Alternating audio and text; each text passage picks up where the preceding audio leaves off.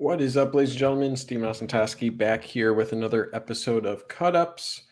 10.2, we're calling this, second half against Illinois. Going to be talking about the rankings real quick, though. Really annoying to have Louisville here, okay? First of all, just to talk about the rankings overall, not a whole lot of change, right? I think LSU being above USC is pretty comical.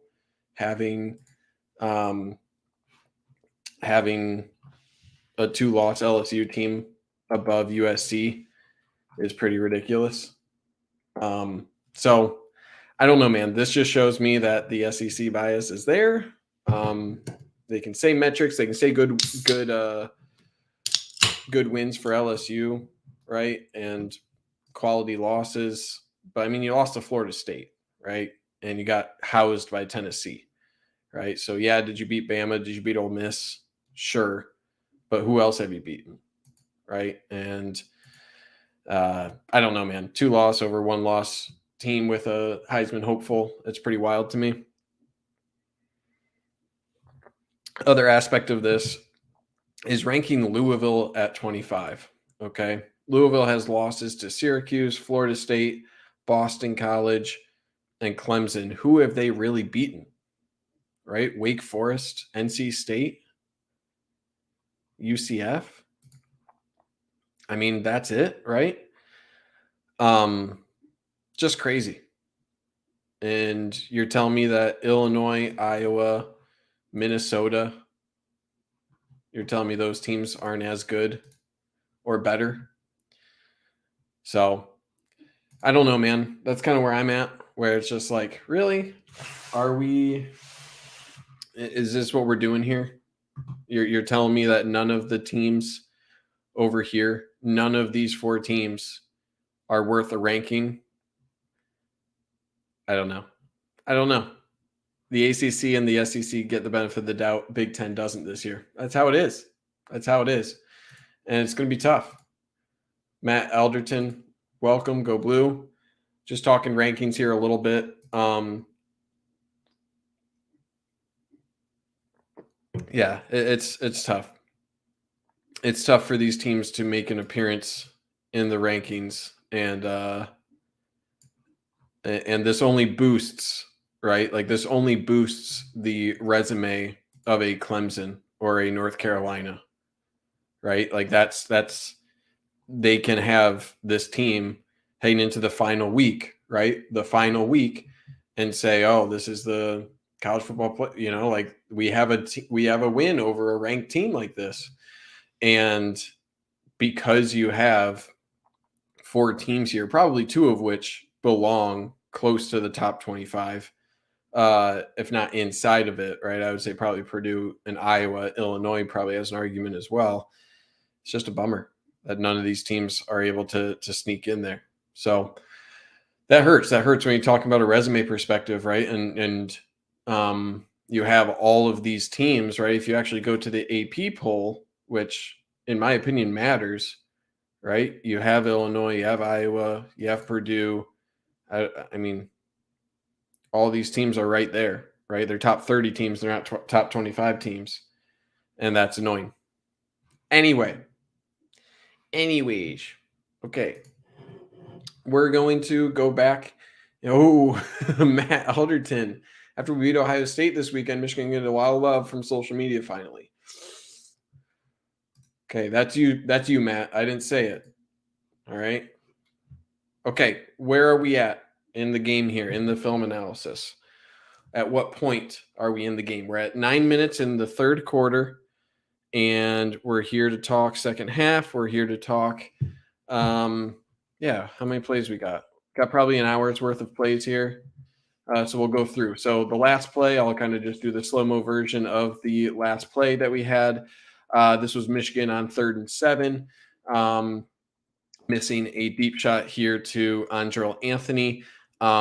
If you missed that, 10.1, episode 10.1 of this series covers this play. So I won't cover it here, but go back. That's kind of where we're at in this game. So Illinois now has the ball. 1st and 10, 9 minutes to go in the third quarter. Little blitz off the edge here, and Illinois completes the pass here after escaping pressure. So with the motion here, you see RJ Moten is pointing, right? He's going across in motion. He's coming on a blitz. How many is Michigan sending? Let's take a look. Bringing quite a bit of pressure here. They're bringing 6 on the blitz.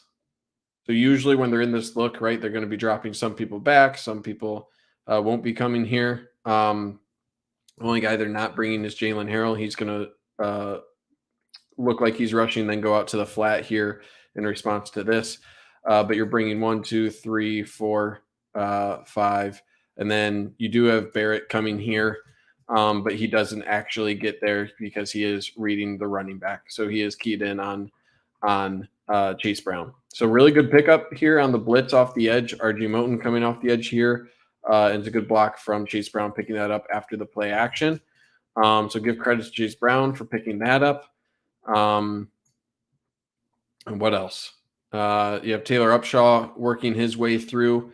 Nice move here, right? They're actually doing something clever here. 78 is going to be pulling and picking up here off the edge. Taylor Upshaw works through that, right? 78 gets a little bit too much depth, and Taylor Upshaw works through here. You'd like to see him keep his feet on this if you're Taylor Upshaw here. You'd like to see him be able to stay on his feet there and work towards the quarterback. Is he held there? I mean, pretty much, right? In some capacity, he is held down. But that's what creates that lane here for DeVito to escape. So if he keeps his feet right and he's able to break this down, sure, you might have this lane, but you should be able to react here between Chris Jenkins for that. So who needs to do better on this play? I think Junior Colson, and we'll get a better view from the end zone view of this if my Premiere Pro application wants to behave and press play here. So because of that lack of contain, possible holding call missed against Upshaw there. It's a good catch from 42. Why is this play successful? It's because of the eyes for Junior Colson, right? He has his eyes in the backfield. He does not pick up 42 across his face here on this sort of crossing route until too late, right? You see the eyes right here for Junior Colson. He's still looking at this, right? He's still looking at this. And what makes this difficult, it's something that Michigan runs quite a bit as well. This guy makes it look like he's blocking, right? 42 makes it look like he's coming out and blocking here because oftentimes they will release a tight end like that and block. But instead, he breaks us out on a crossing route, right? So the eyes here, he's doing a good job not coming up and committing to this just yet, but his eyes are just a little late, right? Just a little late here. He doesn't pick up right now, right? Right now, he should be reading this as this is a pass, right? And recognizing, hey, this guy's not coming up to block me anymore because I see Tommy DeVito, the quarterback, with the ball, right? So once he sees that, he should be on that route. He's a step or two behind, and that's what creates that open crease, right? Additional point here, can't be covering grass if you are Michael Barrett here, right? He's dropping back appropriately in the zone here. You got a bracket on this wide receiver, so you should be all good here. Right on this crossing route, you have two guys. Sure, you have a trailing Junior Colson, but you also have Michael Barrett dropping off here. He needs to do a better job here, right? He's not recognizing where that route is and where he's going. He's just dropping back.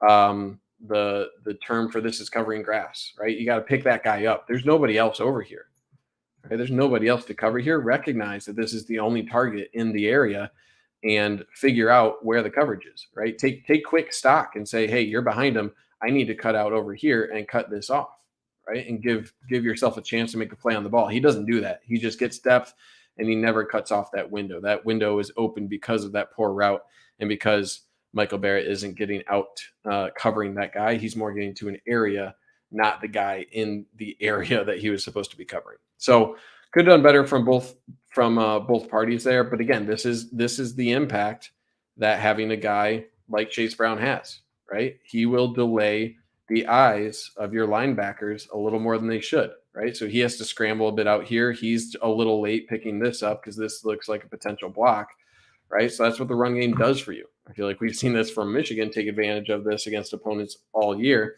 And now we see a very similar offensive attack take advantage of Michigan's reaction to the run game. So give credit Give credit where credit's due. All right, 3rd and 2 here. Just nice hard-nosed run there from Chase Brown, finds the end zone. Tie ball game. All right, what happens here? What's the best view of this that we have? Just zone blocking up front and not able to. Are we going to get it? Ooh, quick question here, Andre Williams. Are we going to get any basketball videos? We'll see. After the season ends, I'm not going to rule it out. All right, I'm not going to rule it out. But for the time being, I'm focused on football. So in the future, yeah, might be some basketball, but for the time being, I'm focused on football. Don't have the time to devote to both sports right now. So what are the blocks here for Illinois? This guy backside just working inside. You're going to have a stretch block here. So 72 and 63 are working to 94 here. Chris Jenkins and 72 will release to the linebacker. So let's look at those two blocks initially. Right, 72 doesn't have to do a whole lot on Chris Jenkins here. He kind of has a free release to the linebacker coming up, which is Junior Colson. Come on, program. There we go. So there you can see he's getting engaged there with Junior Colson. Mozzie Smith has a one-on-one block here against 75. So one-on-one block here. And then a double on the outside against RJ Moten. So just zone blocking up front, and there's not a whole lot there, right? You'd like to see Mozzie Smith get disengaged here from this block. There is a crease formed off of this block. So Junior Colson's doing a decent enough job coming up and engaging that offensive lineman. Is that a hold by the rule book? Probably, right? That arm is outside of the shoulders. So could that have been called? It does kind of take Junior Colson down as well, right? So, I mean, when you have an arm across the neck like this of an offensive lineman, that's holding, right? But at this angle, you're not going to get that called much, especially with all of the traffic there. But he got held down pretty hard there. So, I mean, that's the gap that Junior Colson is supposed to be in, right? Exactly where he's at. Would you like Mozzie Smith to do a little bit better to work off of this? Yes, that would have also helped. It's a good block against, did I say this is RJ Moten? This is DJ Moore or DJ Moore. Dante Moore. Right? No. Who am I? Dante Moore's the quarterback. Oh my gosh. I'm having a brain fart. Derek Moore. Oh my gosh. I knew it was a D Moore. So this is Derek Moore. Not DJ Moore, not Dante Moore, not the quarterback. This is DJ Moore. Okay. Apologize for that. So he could have done a little bit better not to get pushed out this way, right? But that's just a hard-nosed run, right? That's a tough run. We're used to seeing Blake Corum make. Thank you, Nadim. And yeah, so give credit. This is a good run from Chase Moore. You do have RJ Moten here unblocked. He just kind of RJ Moten, Rod Moore. I'm getting all my numbers mixed up here today. Apologize for that. You do have Rod Moore there, not able to redirect and find Chase Brown getting backside. So again, just not able to really find him. Not the best reaction to the run from a couple players. Mozzie Smith, Rod Moore there. I think Junior Colson was there. He did just get held.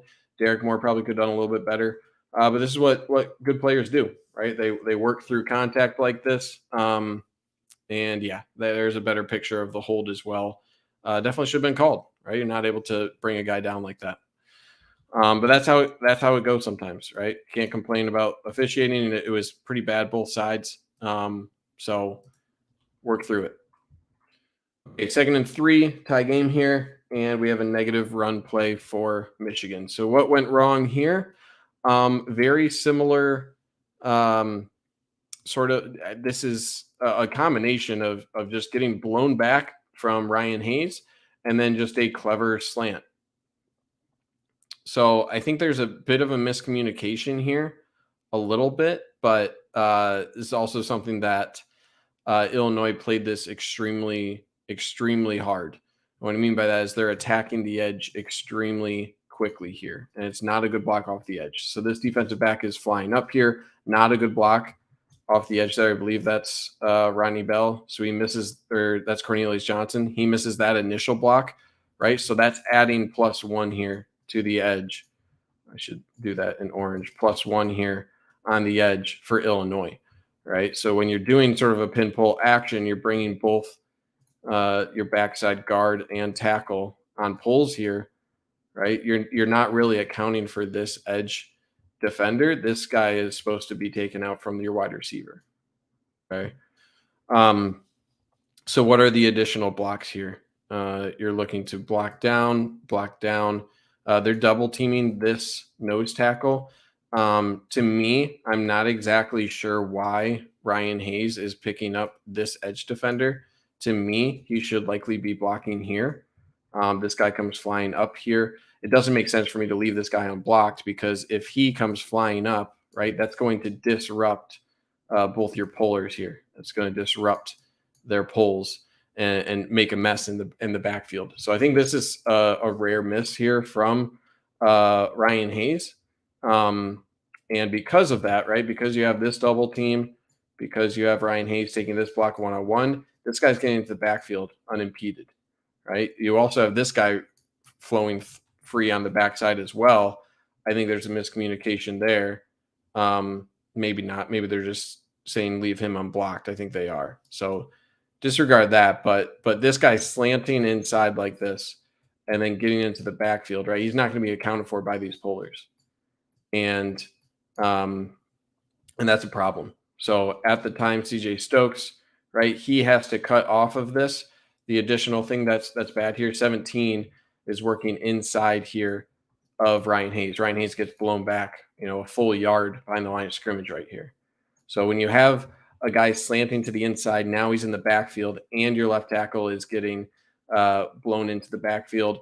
Your wide receiver misses a block on the outside, and that takes Zinter, right? Your first block. Where can you go, right? You need Barnhart to continue to the outside, really, where he's supposed to be cutting up inside here.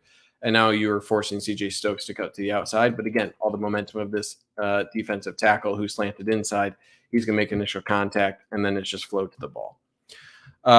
So just a number of poor blocks on this play, just not executing, right? So was it an instance where you missed Blake Corum? Sure, but on the blocks on this play, I don't think any running back would have stood a chance.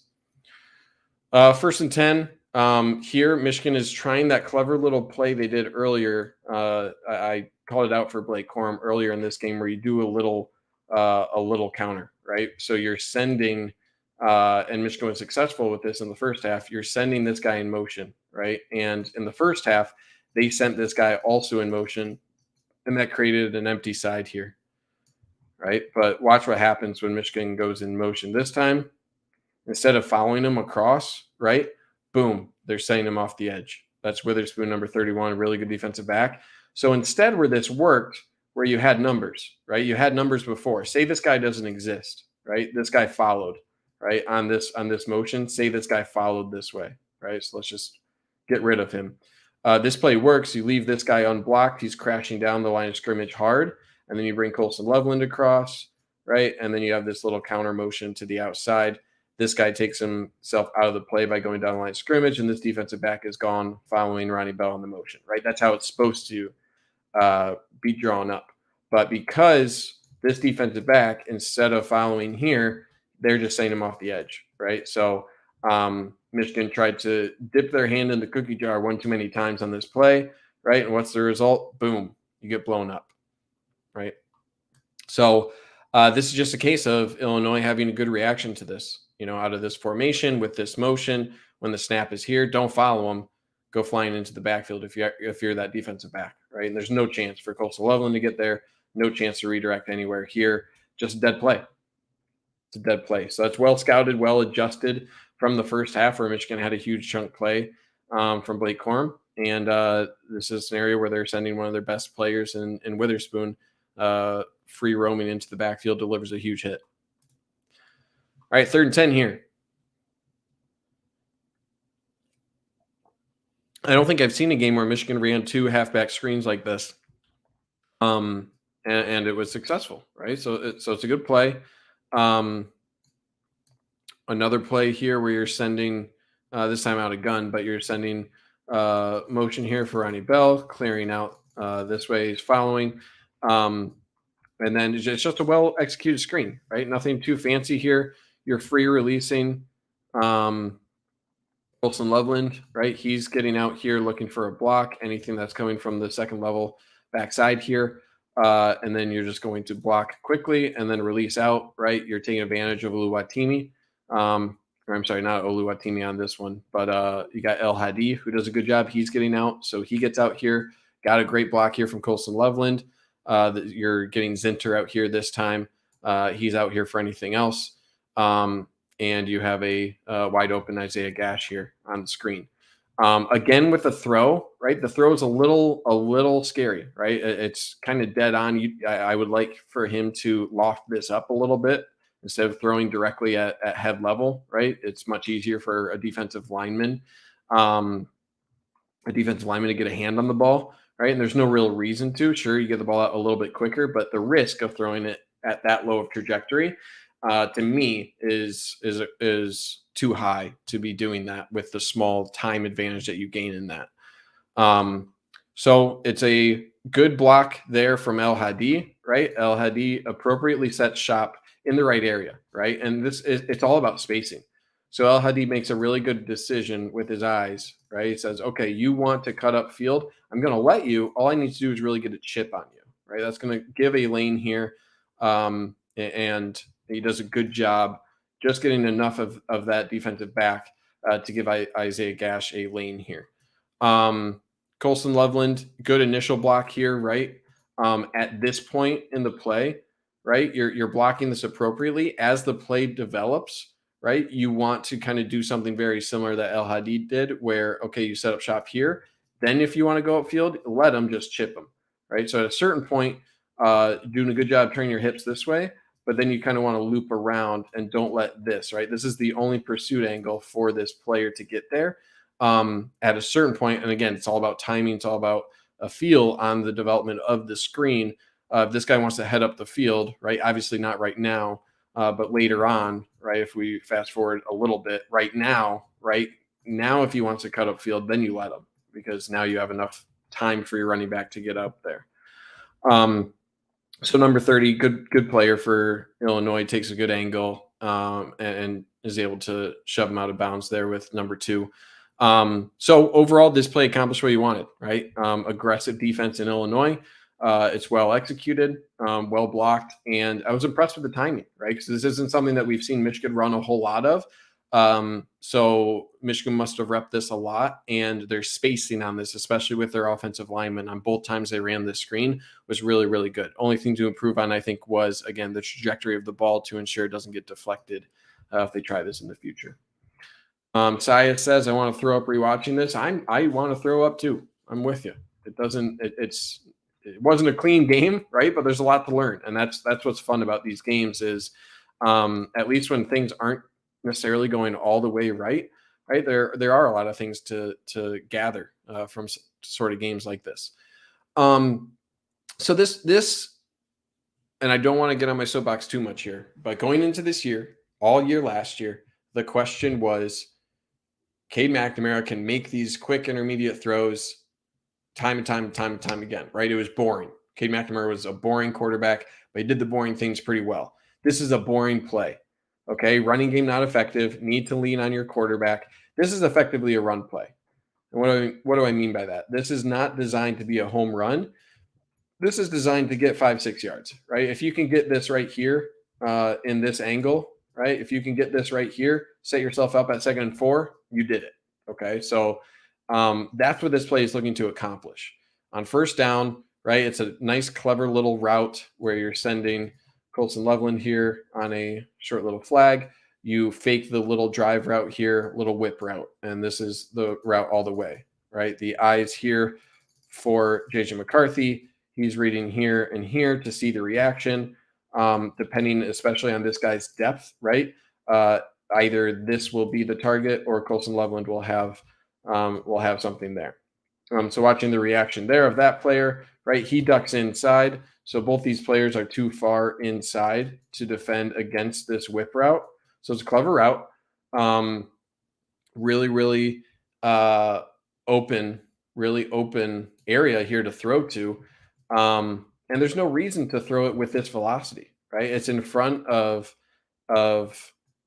Ronnie Bell, and it's just a really hard, quick throw, right? In this scenario, you do want it to be a quicker throw, right? You don't want to loft it up there, but there's a lot of room, right? And again, what is the accomplishment? What is the goal of this play? To give your offense a manageable second down. So the priority here should be more completing here and picking up some yardage. And it's just a bad throw, just inaccurate. Trevor, I'm hoping you're able to get your internet back soon, buddy. Miss you in here. Get you back next time. Toski the GOAT. I appreciate you, MTurf, for all the comments on the videos. I have not given my OSU prediction yet. If there's time at the end, I'll go through that. But yeah, we'll go through that. So this was, I'm going to say something, my hot take for the analysis video here. This was the most frustrating throw.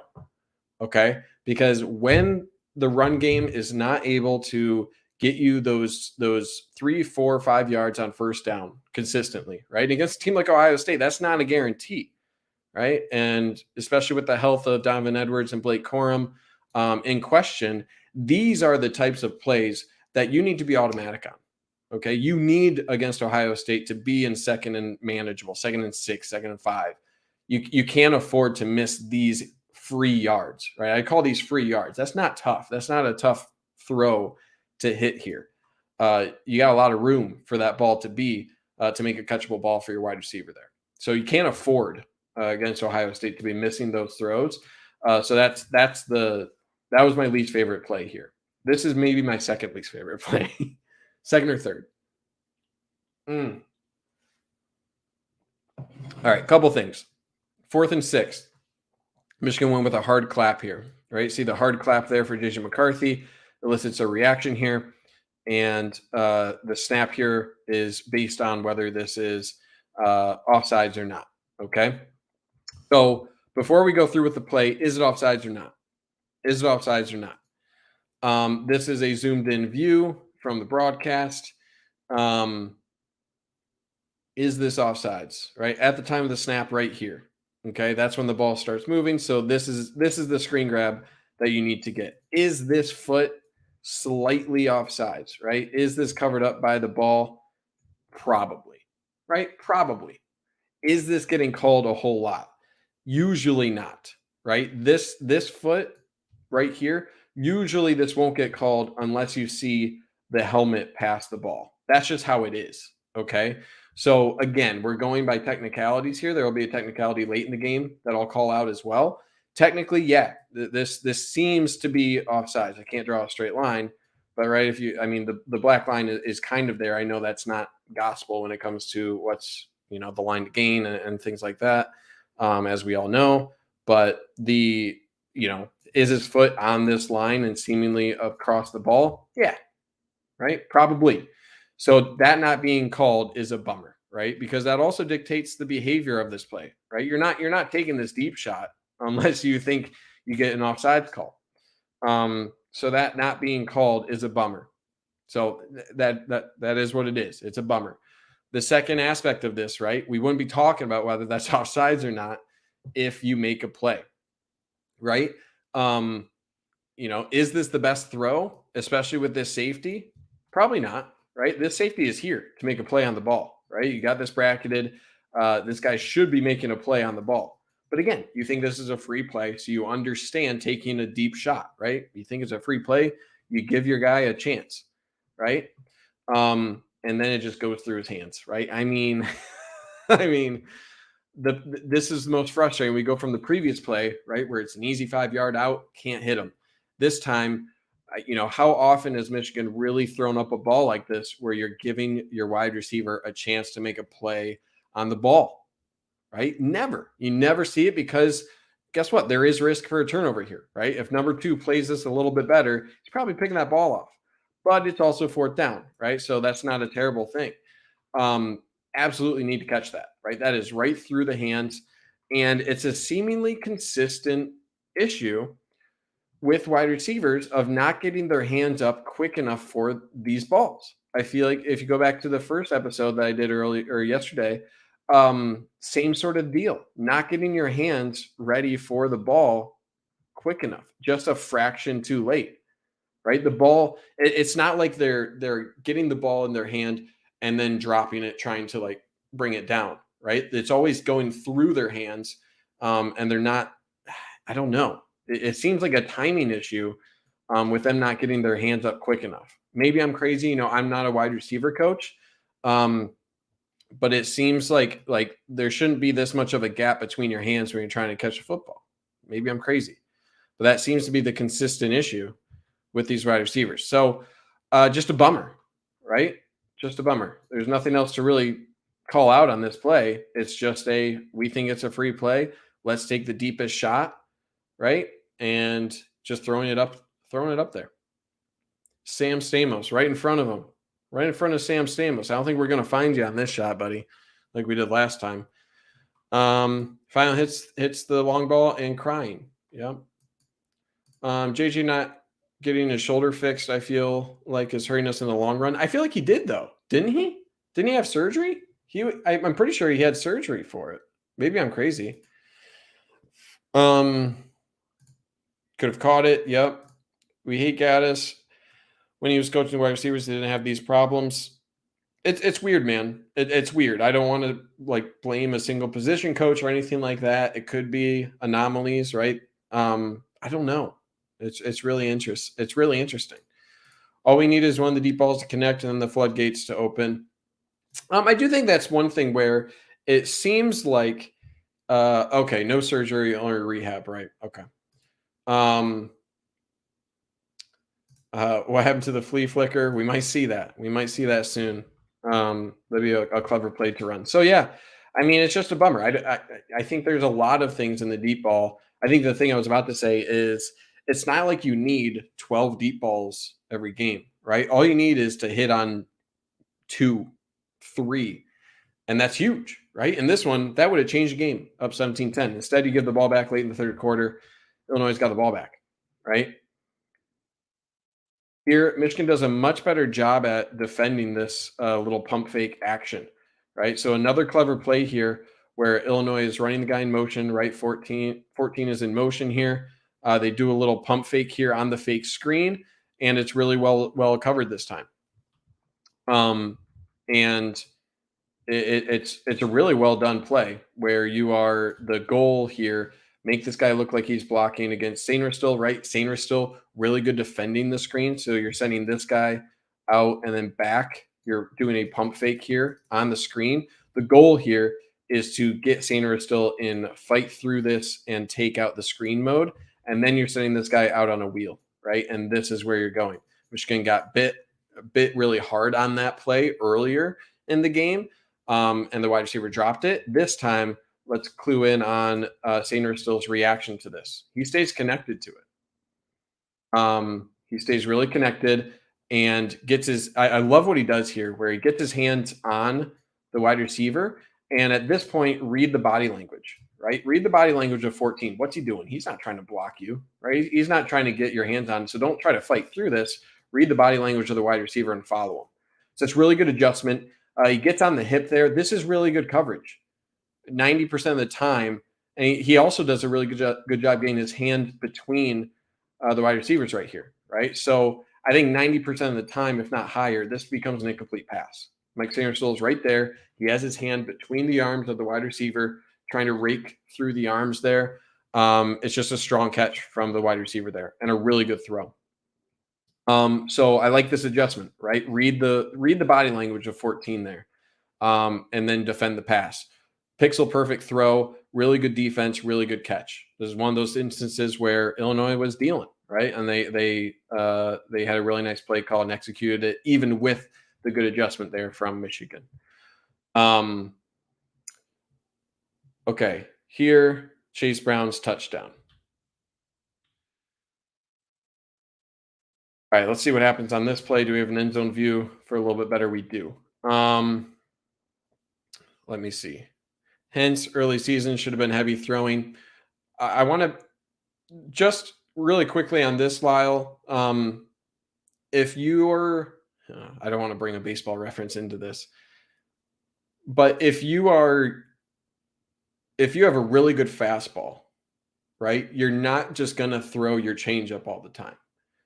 You want to play to your strengths, and Michigan's strength this year is their offensive line and their running backs, right? Does it hurt now that your running backs are injured and you have to rely more on the passing game? Sure. And if your argument is we should have tried to be more balanced earlier in the season, I can understand that. But I also don't buy into that it wasn't happening in practice, right? You practice a lot of these things and you probably see a lot of things in practice. The main question is why isn't practice translating to the field? Or so like if they're doing really well in practice in the passing game, right? And then you go to the game and they're not performing. Why is that? What's the delta between your practice performance and the game performance? Right? That's a big thing to key in on. If it isn't, right, and there's something in practice that isn't going well with the passing game, then that makes sense to not lean on it as much in the game. You're only as good in games as you are in practice, unless there is that disconnect, right? So to this point, Lyle, if they're struggling in practice, why do you think it's going to be different in the game, right? So I'm sure if in practice it's not as good, they're trying to improve upon it. And then it's a question of, well, why can't we improve, right? So I don't know. I don't have these questions, right, of what practice looks like and then how that translates to the game. I think it is going to be an adjustment now to how can we make our quarterback successful and make our wide receivers confident and have a scheme in place to make our passing game more effective. Because right now there's limitations with what they're doing. So it's more finding ways to get that confidence, get that effectiveness without relying on kind of what they are, right? But at a certain level, you just got to make a play, right? When like Andrel Anthony in the end zone there, at a certain point, a wide receiver has to catch a ball. Okay, so what happened on this touchdown run? Pin and pull, and just not great all around. I don't know how else to say this. I think Junior Colson probably is the one to harp on the most, where he needs to creep over to the hole a little bit quicker from the backside. But yeah, pin and pull. What are your blocks here? You're releasing 89 here up to the safety level, 2-on-1 block here to release to Michael Barrett. You're pulling here. You're going to have 2 through the hole here. Or I'm sorry. This first guy is going to take on Taylor Upshaw coming and setting the edge here. Second guy is coming through as well. And then block back, block back, block back. Okay. So that's your play design here. You're just going to hand off here. Just wait a minute and follow this block. Who does better and who doesn't? Or who needs to do better, I should say. Mason Graham is getting moved off of this double, right? Understandable, not his best play here. He tries to spin off of it, right? So let's clue in on this. He tries to spin off of it right here. He falls down. So not great. So he falls down right here, not able to get across. Mike Barrett does engage 42, right? You set the edge pretty well here for Taylor Upshaw. That's his job, right? So this edge is set. Nothing is going to the outside here. So then you look at in the hole, right? Here comes 42. Mike Barrett is here. Mike Barrett takes this on pretty well. Would you like to see him keep his outside arm free a little bit more and constrict this hole? Sure, but you also have to consider how much yardage was gained here off of this double on Mason Graham, right? So there's a decent amount of space here that Mike Barrett is now responsible for. Takes on the block okay, but doesn't keep that outside arm free. And then what happens beyond that? You have really your only other chance is Junior Colson working across here and finding this hole that forms, right? That's your best chance there. 63 gets a good release here, right? He's able to hold up Junior Colson, but there's a little bit of hesitancy from Junior Colson. He takes on that block. You need to be on your high horse sprinting down this, right? You have your blocks right here. You see your other linebacker right here. You need to be sprinting, and he's a step late, right? He's a step late right there. Only now is he getting on his high horse off of that block. He needs to be doing that immediately. So he doesn't take a good angle there, and then the rest is just good blocks, right? The rest is a good block downfield, and you have nobody else there. So it's like kind of threefold, right? Could Mason Graham have done better on this to constrict space for this double team to set up Michael Barrett well? Probably. Could Michael Barrett have closed this off by keeping his outside shoulder a little bit more free to get more flow from the defense? Probably. And then could Junior Colson have done a better job taking a quicker angle to the outside there? Probably. Um, is there some holding here as well? Probably, right? This is probably holding. Holding is such a weird call. Some games they just forget about it. Sometimes they'll go a half without calling it at all. It's weird. So I'm not going to like call out holding. Do I think there was holding there? Probably. Probably. And it does need to be called. It's just so inconsistent. I feel like every play you could go and be like, yeah, the guy's being held, right? So I know that's probably not the most accurate opinion there, but that's kind of my instance where I try not to, unless it's super egregious, right? It's hard for me to have that eye for it on every single play.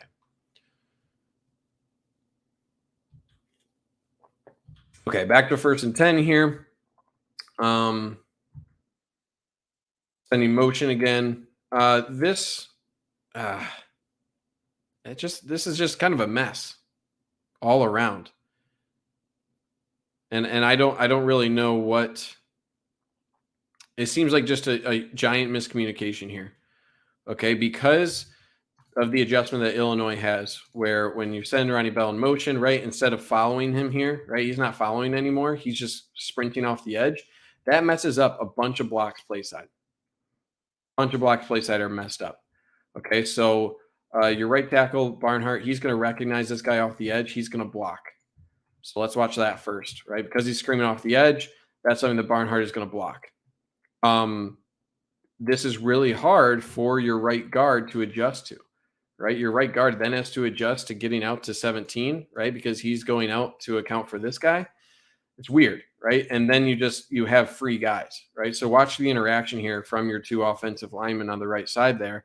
Initial block here, right, for your right guard, but look at 17. 17 has a free reign, and now your right guard is trying to adjust by getting 17, but 17 is already passed. So now you're leaving this additional defensive tackle into the backfield because your right guard is trying to adjust to that, right? So Oluwatimi is here as well to take that. So I think it's probably the responsibility of your right guard he didn't take to get 17 here. If he did, then you would have been better off.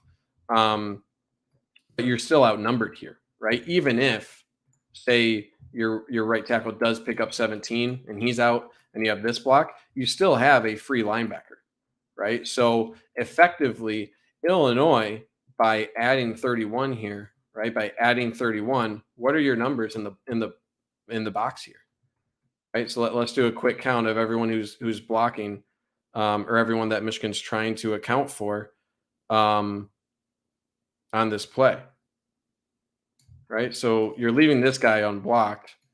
That's how many right here that you're essentially trying to get to. 1, 2, 3, 4, 5, 6, 7, 8. And you have 1, 2, 3, 4, 5, 6, 7, right? Essentially you're adding, because this guy's adding himself to the box, you no longer have winning numbers. So the result is this guy is free, and also you don't execute your blocks really well against number 17 here off the edge because of this adjustment and this misplay from your right guard. So that's unfortunate, right? Didn't get the shift there, and 17's in the backfield, makes initial contact. I think they're purposefully leaving this guy unblocked. At least that's what it seems to be, right? If this is where the play is supposed to go, based on the release here of your left tackle, they're trying to double here. Seems like that's the case. But regardless, that guy's there too fast, and because of the presence of 17, there's nowhere for CJ Stokes to go, and you get a sandwich in the backfield. So not great, not well executed at all. Okay, I'm going to try to pick up the speed here. Kind of running a little bit behind where I want to be. Okay, 3rd and 9 here. Not sure what is going on. Okay, I don't want to spend too much time on this, but why not throw the whip route here? What I mean by the whip route, again, we have this same route from Ronnie Bell. It was open earlier in the game. He missed it, and he runs the same whip route. So just look at Ronnie Bell on this route here. Boom, foot in the ground. He's wide open, right? He's wide open. This seemed to be a case of J.J. McCarthy locked in on a certain route that got taken away, Okay. I think he really likes his tight ends, right? And looking at his eyes here, he's never even looking out to this whip route, right? So he's probably looking at two. He's probably looking for this route here, just up the seam from your two tight ends, and never comes off of it for whatever reason. And he ducks out here in a pocket that isn't bad, right? So this just wasn't good.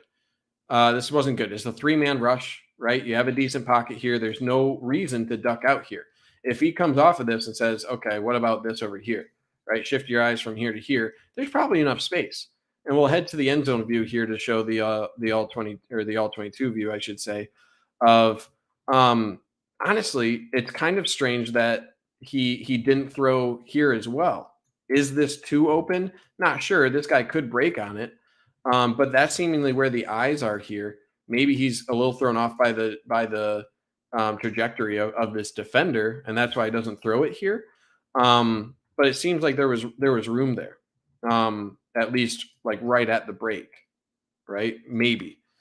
But regardless, there's no reason for him to duck out this quickly. There's no pressure, and he never comes off of this read. He was a one guy read and then take off, right? So he's been much better at getting through his read progression. On this one, he wasn't. And you trying to take off when they're dropping 8 into coverage on 3rd and 9, it's not going to be successful. It's not going to be successful. It's not what you need. So that's really frustrating. And yeah, that was when I started to really get worried because okay, our quarterback's not going through progressions. It's 17-10. We're giving them the ball back. We're around midfield here. We're in trouble. This I don't want to go too deep into this play. This I think was just really good coverage here from DJ Turner. Good job boxing out a little bit of the wide receiver. Could this have been called pass interference? Maybe. Right. This is another one I think Illinois fans are probably a little bit shady about. But this is good coverage, right? And this is I include this play because this is encouraging against larger wide receivers, right? Number 7, he's a bigger guy, right? He's got an inch or two on DJ Turner. Really good job just boxing out here, right? Just get your body on him, box out. There's a lot of contact here between both the defender and offender. Look at that push off, right? Especially with that arm. I think that's why this wasn't called because of this left arm here for the wide receiver, right? He is pushing DJ Turner away from him. So the defense of that is okay, you're going to push, I'm going to pull a little bit, right? Is this pull a little bit before the ball gets there? Yes, but so is the push, right? So it's a decent enough job. Decent enough job there. Doesn't get the flag. I think there was contact on both sides. That's good. That's well defended against a larger wide receiver, something that I think DJ Turner has been struggling with a little bit. With AJ Henning out, right? You have Ronnie Bell returning. This is a great example of, obviously we have a lot of flashbacks of last year, Ronnie Bell getting hurt on a punt return. You put some of your best players in a position to make an impact on the game, right? So this is one of those instances where, are you a little bit worried about putting one of your best wide receivers out there on punt return? Sure. But look at the difference, right? You catch this at the 21-yard line. You have a struggling offense, a struggling passing offense for sure. And Ronnie Bell picks up a huge chunk here. What this does for your offense is huge. And this, you could argue this is one of the plays of the game. Just for the added field position advantage, the flip of the field, right? Instead of starting at your own 21, you start at the opponent's 39. So just a huge play overall, really good vision. And this is why you put your best players on special teams because they're going to make an impact, and flipping the field like that is huge chunk play. All right, 2nd and 10 here. I don't understand this play call. I really don't get it that much. I don't think it's necessarily a designed dump off. I mean, actually, it does. Yeah, this is like another kind of planned screen.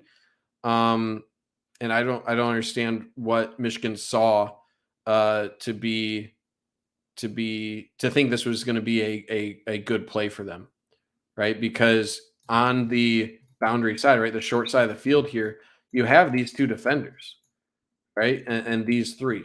So you got 5 defenders here. How are you getting 5 offensive players out here to block against this, right? You have 1, 2, 3, 4, and that's pretty much it. Are you bringing these two guys back? You really think for these 5 defenders you're going to be able to have this and enough room for Isaiah Gash up here? So I just don't understand this play call. I don't. And you're outnumbered, right? Even if you block this really well, which it wasn't, but even if you block this really well, right? Say these defenders are all blocked, right? You still have a free roaming safety coming down on this. And this is, not I mean, Isaiah Gash is not Donovan Edwards or Blake Corum. So this is not a lot of room for any running back to work, especially your 4th string running back. Okay. So I just don't understand that play call. That one irked me a little bit. The numbers just didn't make sense there. Okay, I'm just including this because I never include Jake Moody on my highlights, and I need to because he won Michigan the game. So just really good field goal, and Michigan pulls within 4. So key defensive possession here.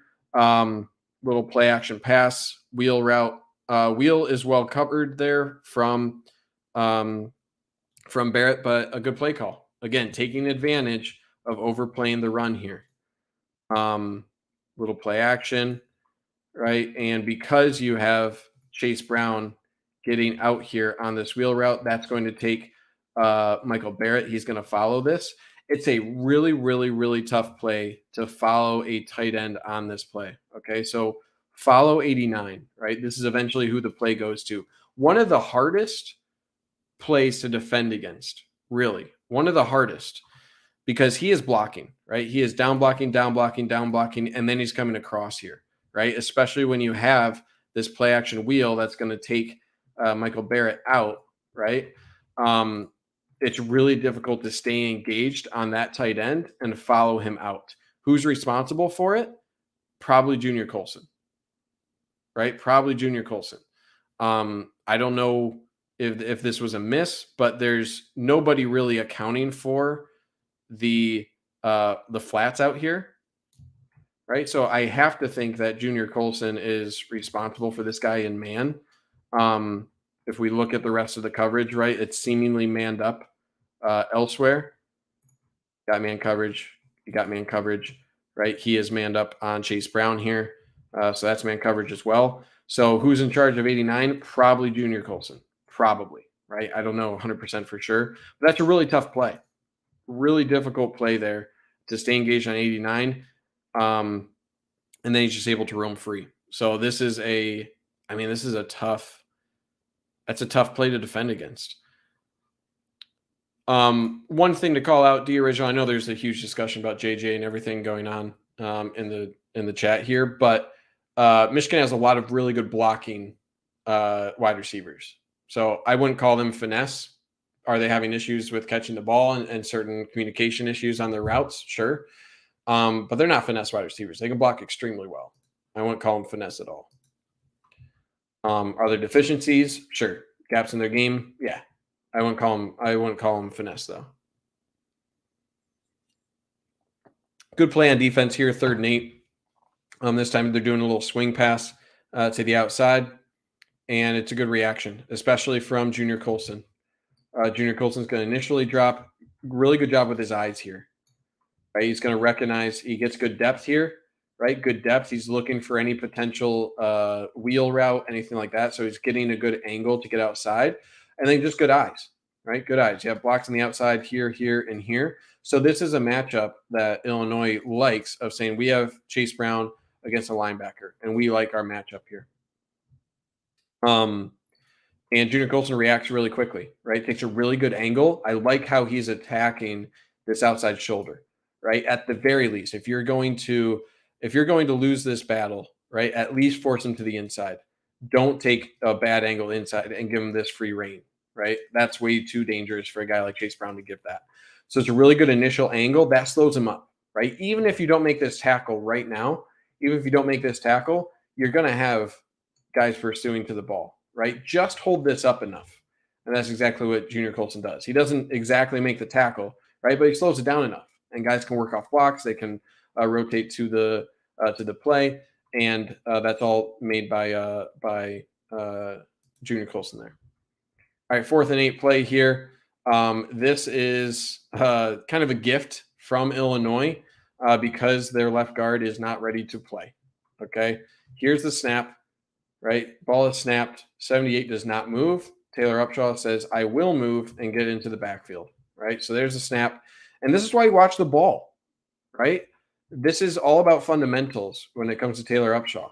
You're watching the ball. You're not watching your the offensive lineman that you're going up against in a pass rush, right? You watch the ball, you move. You don't move based on how 78 moves. You move when the ball moves, right? So 78 missed that, right? He missed that. You don't apologize when the opponent messes up, right? You get to the backfield, and that's where you're at, right? So that flushes Tommy DeVito out of the pocket, and then this is just DJ Turner in space, right? One of your fastest players making a good angle, good play on the ball, and he gets there. Rico, Jane Davis going to change his mind, unfortunately. I mean, that's a ridiculous comment, honestly, not to call you out, but no, like he is. It's looking very favorable for Jane Davis. When you have an 11-0 team, right, you're going to be able to attract some talent. I think you will. So even if this team isn't necessarily the most, quarterback leaning heavy, you want to play for a winning program that's relevant, and that's what Michigan is right now. All right, huge play here for Colson Loveland. Short little crossing route here. Man, I need to speed up the analysis here. Okay. So this is probably the best read here for JJ McCarthy. He is locked in on this crossing route all day, right? So what are the routes here? Just boom, boom, boom. This all day. This is the exact same play or very similar play that got Eric All touchdown against Penn State last year, right? This guy doesn't get enough depth, and this guy starts to follow this way as well. So the eyes here for JJ McCarthy, he is reading this all the way. He's reading the reaction of all of these defenders based on these crossing routes. And because that linebacker doesn't get enough depth here, good touch on the ball here, right? Don't have to fire that in. That's a good ball. And good job from number 7 here for Illinois to make a play there. But that's a big play for Michigan. So now you're in enemy territory here. This play really frustrated me because this had really big play potential, and it was it was a good read, right? It was a good read. Number 49 here traditionally is the one that you are reading right here, right? He's actually going to follow this. He's going to vacate, right? This guy's actually going to vacate. So usually if this guy stays, right, you're going to give. They're being clever here where he's removing himself, right, by getting back here. So initially looks like he's going to stay, but he's adding himself into the box here for the running numbers against this pull action here for Michigan on the give. So it's a really good job for JJ McCarthy recognizing that, saying, oh, that guy is moving, I'm going to keep, right? Boom. And right now, how successful do you think this play is going to be, right? This looks really good, right? You have wide receiver here. You got another wide receiver blocking here, another wide receiver here. This should be a huge play, right? This guy doesn't have the speed to make that. You should be able to get that. So the issue here primarily is Roman Wilson not getting this block. If Roman Wilson gets to this block and picks this block up well, you're set up really, really well. The issue is he doesn't, right? He needs to be getting closer to this defensive back. He needs to, and he doesn't. And because he doesn't, right, that opens up the lane here for the defensive back to dictate the behavior of this play. So because Roman Wilson isn't assertive and get there, that opens up the lane for this defender, and that forces this bubble, right? Instead, if Roman Wilson is right here picking up this block, and you have this block right here as well, you have a lane, right? You have a lane here for your quarterback. That lane is not there because of lack of aggressiveness for Roman Wilson, and that kills this play, right? That kills the play. This guy is able to pursue. That forces the bubble here. That makes this block from Cornelius Johnson ineffective because he loses leverage there. So it's all over. So that's on Roman Wilson. Not acceptable, right? So now you're 2nd and 9. Isaiah Gash not able to be effective on that run. And what happened here? Just another couple players making plays, right? So a couple single blocks go horribly wrong, and two guys to watch. We'll first watch here. He's going to beat up on who is that? El Hadi, your left guard. Boom, number 4 is in the backfield, right? Boom, he beats his one-on-one block. That forces Isaiah Gash to go this way. So you can't go to the left side there on this zone blocking run. The other issue here is you lose a block from your right tackle, Carson Barnhart. So Carson Barnhart reaching here on this defensive tackle, and that defensive tackle whips him, right? Boom, beats Carson Barnhart, disengages, good rip move. So number 4 here, his presence forces Isaiah Gash this way, and then Barnhart loses on 88, and that's it. Oh, I gotta block the user. Okay, block the user. So that's a bummer, right? You lose 2 individual battles, and boom, you get 0 yards there. So you can't be losing battles like that. Just can't. So now you're at 3rd and 8, right? 3rd and 8. What do? You don't fumble the snap, right? But give credit there for JJ McCarthy for improvising and making a big play here, right? That was scary stuff. So let's first look at what actually happened on the play. Okay. Should have caught that snap, right? Not a bad snap at all. Was he down, right? That's the main question. Was he actually down? I don't think so. Was it close? Yeah. Right. Right around here or so, he starts to gain possession. Right around here. Right. That's especially when he's bringing his second arm there. I would actually say right there is when he definitively has the ball. Right here, does he have control? I don't think you can definitively say. Right. He has his hand on it. Does he have control of it? Probably not. So anyway, should he have fumbled it? No. Right. It was a decent enough snap. But it's a good job improvising. Right. Good job making something out of nothing. Finding Cornelius Johnson and picking up the first down. Right. So scary play, shouldn't have been scary in the first place, but he recovered. Right. And that was at least a salvage, really good salvage there from JJ McCarthy. All right. 4th and 4. Nice little play here to Roman Wilson, right? Game on the line here, potentially. I mean, you still got 5 minutes. So really big play in general. So you're sending Roman Wilson again, send him in motion, get him up to full speed, run him on an out route, right? Especially when you're playing an aggressive defense that likes to man up with Illinois, right? That guy's trying to follow. 14 is trying to follow 14. And these routes here for Michigan, just boom up the seam, boom here. That's just to muddy this for Illinois, right? So this is meant all the way to go to Roman Wilson because of that space on the motion there. You should have that all day, right? And he does. It's a well placed ball, right? Thrown in front, give enough room for Roman Wilson to cut up field. Big play. So again, just look at that space that motion does, and you're taking advantage of the speed of Roman Wilson, right? He's a quick guy. So take advantage of that high end speed as well, and just deliver a catchable ball, right? So good job, good execution when you need it. When you need it a lot. All right, 2nd and 11 here. Brutal miss, brutal miss, right? Absolutely brutal. You got a couple guys here, right? If we do a little play action, you're reading this low to high, right? So I can understand this looks open for Isaiah Gash, right? And it's probably a first down if you complete this ball, right? But you also have Colson Loveland wide open out here, right? You do, and he misses him. Straight up misses him. Brutal. Probably a first down with Isaiah Gash. It's a touchdown without a doubt if you throw to Colson Loveland. So the reads here, from my understanding of this play, is low to high, right? So you're reading low first, and you throw, you're checking here, then you're checking here, then you're checking here. So I can understand, right? This looks like a first down at 2nd and 11. That's why that's thrown. You don't go high to low on this. That's my understanding of it. I could be wrong.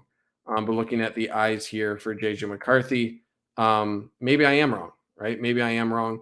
But in general, is something that, you want to watch for. So that's tough. And then, it's not a bad ball to Isaiah Gash. Just another one where when your quarterback is putting it in the right spot, right? Make it easy on your quarterback, right? Catch the ball. So him dropping that was brutal, brutal, brutal, brutal. Now you're at 3rd and 11. And you had another touchdown. And this is where I started to lose my mind a little bit because not a bad, you get what you want, right? You're picking on this guy in coverage, picked on him time and time again. He's not getting enough depth. Get over the top and deliver a ball, right? Deliver a ball to him. There's nobody out here. Nobody. You just got to lay that up. So they're running the same concept that they ran all game, and it was here all game, right? It was right there. This guy's vacating as well. It wasn't there. So it's really frustrating because you don't need this to be a perfect ball at all. You just need this to be in the parking lot, right? You need this to be in the zip code, and he catches that and he waltzes in for a touchdown. Brutal. Can't miss those opportunities. Simply cannot. All right, Jake Moody again makes another field goal, makes it a 1-point game, huge, and then Michigan goes back on defense. All right, this was 3rd and 17 after the holding. I don't really want to break down this play at all. This is just Illinois playing really safe. So this is more just to tell the story of the game. 3rd and 17 if you're Illinois. First down probably wins you the game. For them to go super conservative here, didn't really agree with that. But yeah, so be it. Okay, 3rd and 3 here. Really disagree with the play call here, honestly. It seems like Michigan went quick snap here. What do I mean by that? There's 30 on the play clock here, right? So it seems like Illinois was still getting set. And again, just missing some key blocks, right? It's something that Michigan has been really good at all year, and they're just not doing a good job. Really good double team initially, right? Between your center and your guard, Oluwatimi and Zinter, they're mauling right here. They're getting a really good job. Right tackle Barnhart, I think he's going to grade out really poorly in this game. Does not get his head across, right? Look at the hat here of the defender. He gets through there and breaks through anything, right? This is looking like a pretty decent hole here. But again, the safety isn't playing all that deep. He's going to make contact right around the first down marker because Oluwatimi is not able to get off to get to him either.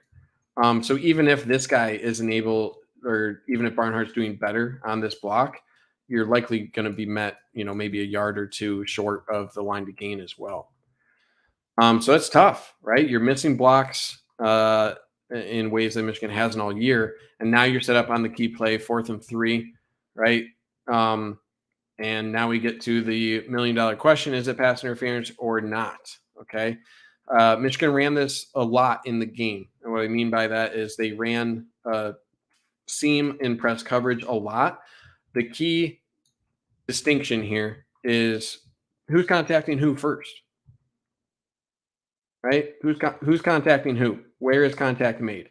Right here, right? You have contact being made from the defender. Okay. Contact is being made from the defender, and then you have contact from the offensive player as well. So are they hand fighting? Is this a clear block? Of course, in the context of the play, you're going to say, yeah, it's a clear block. But it's not like Colson Loveland also went and blocked this guy, right? He fell off eventually. This guy only ran into his own guy, so that makes it look worse, right? But the initial contact was from the defender. And if this isn't just a play like this, right, where the stack with this out route impedes the motion of this, if this is just a regular pass play, right, like up here, you're just calling this a defender, right, like just a physical play, right? That's where you're calling it up here as well. You're calling the same thing.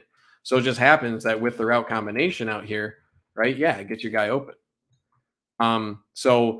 This is another reason of taking advantage of press man, right? Defenders are always going to be getting their hands on the wide receivers and tight ends really early in the route So when you have a play like this, it takes advantage of your alignment and makes it tougher for that defensive back to work over to that running back. That's huge. I mean, good throw, right? Again, this ball just needs to be on him. Put it on the running back and credit to Isaiah Gash, right? For 4th and 3 season on the line, make a big catch, right? So give him a lot of credit, even with that earlier drop. He makes a play. All right, 1st and 10 here. Here you get pass interference. Again, why is this one pass interference? Uh, do I like the call? Not really. There is a little bit of a hold here on the shoulder pad. That doesn't help, right? That doesn't help with that hold there. Um, this one, I think Illinois fans have some form of argument because to me, this is 50-50. Is there impediment here? Yes. I also think Ronnie Bell does a decent enough job selling that. Him holding on to the arm right there probably sells it, right? So is that pass interference? This one's closer to 50-50 for me. All right, we got 2 more plays here. This is not a catch. Okay. So I also don't think it matters much, right? It's 5 yards. I honestly think if it's an incompletion, you have more time to call what type of run play that you want. Instead, it being a catch forced Michigan to react more quickly. So I don't understand how this is a catchable ball. I don't want Michigan um, to burn their review luck with a play like this, right? This is not a catch. And again, I don't think this impacted the game a whole lot. Right? I really don't. I don't see how it did.